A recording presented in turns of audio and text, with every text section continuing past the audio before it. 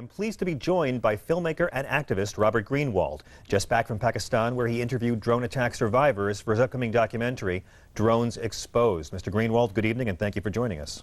My pleasure. Before we begin talking about drone warfare and your upcoming film, I just want to ask if you see any connection between the drone war against al-Qaeda and this kidnapping attempt by an al-Qaeda-linked group in North Africa. Well, unlike other folks in this realm, I like to stick with the facts. And we don't have any factual information about that particular attack and what caused and motivated. But what we do have facts about is that the drones are alienating, creating enemies, and serving as recruiting tools for al-Qaeda and Taliban all over the world. And there's data about that, there's information about that. So I'm sure one day we will know specifically about this incident and whether it was related to a drone attack. You know, again, remember that the Times Square bomber was there because of drones. So it's having a widespread and continuing impact in ways that is going to come back to haunt us for years and years and years. It does seem like a form of instant blowback, that the more we try to take out America haters, the more new America haters we create. How long were you in Pakistan, and what areas did you visit? When I was in Pakistan, I was in Islamabad. Unfortunately, the security is such that I wasn't able to go out into the so-called tribal areas where the drone attacks are. But working with some amazing men and women in Pakistan, they brought to Islamabad maybe 20, 25, 30 people that I interviewed. And there were family members, fathers, children who had lost friends or relatives to drone attacks, and they pleaded with me literally at the end of every interview. They would turn to me and say, could you please tell Mr. Obama we are not terrorists and to stop killing our people? As if I could walk into his office and talk to him. But over the time that I was in Pakistan, and I talked to politicians, I talked to a psychiatrist who runs a hospital where he tells stories of people literally having to travel 8 hours to get any kind of mental health because of the drone attacks. And there's a wide variety of people, all of whom were unanimous in the fact that the drones are making the United States of America less safe because of the number of enemies we were creating. I gotta say, in the footage we just showed from you making the film, you are being greeted warmly, and it's worth remembering that Pakistan is still officially a U.S. ally. Is there still a warmth among the people there towards our country, or are you disturbed by a growing hostility by the Pakistani people? Well, the people I met with, and again, you know, one doesn't want to overgeneralize, but the people I met with in the investigation work for the film could not have been more gracious.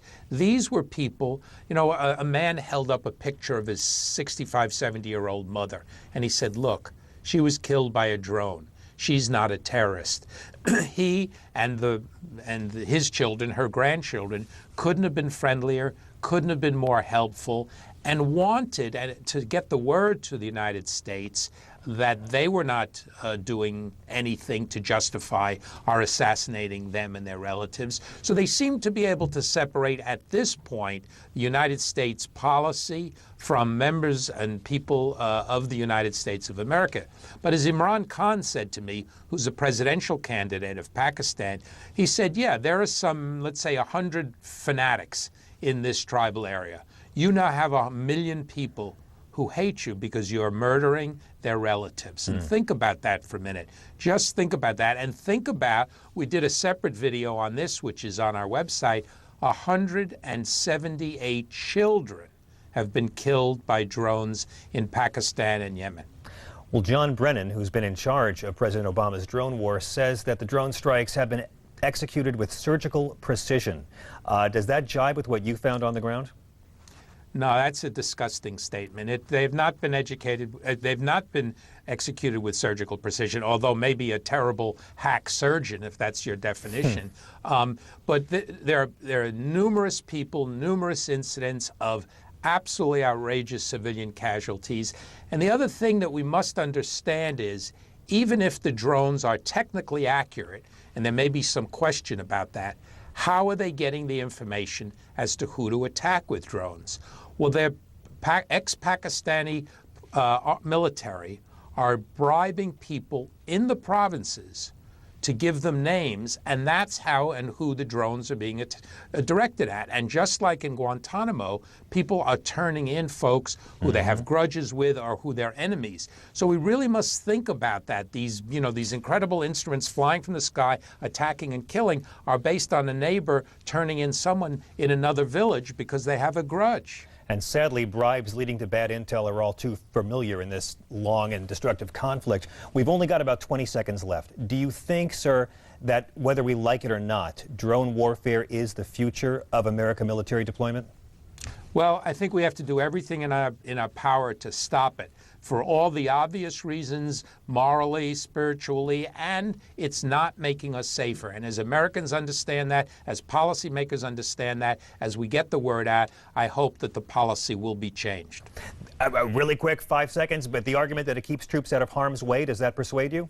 We're not at war with Pakistan. Pakistan is a country we're not at war at. So it's not either troops or drones. It's how do you protect and defend, and drones are not doing the job. Filmmaker, activist Robert Greenwald is a big fan of your films. Many thanks for some of your time tonight.